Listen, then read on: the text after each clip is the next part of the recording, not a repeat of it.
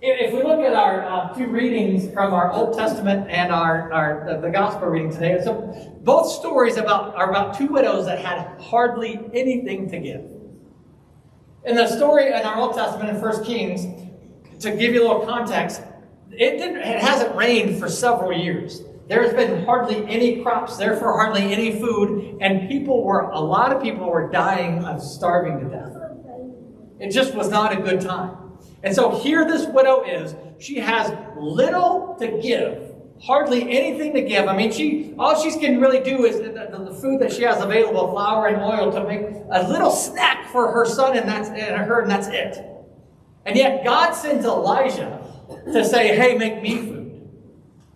Can you imagine that? Like, wait a minute. This woman barely has enough food even for her own family, and yet you want to come take that food away from her? Sounds kind of harsh.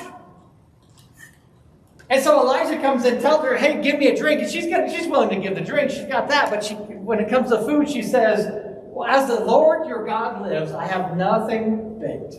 All I have is a handful of flour and a jar of oil, just a little bit. That's all I have. And now I'm gathering a couple of sticks that I may go and prepare it for myself and my son. And then look what she says.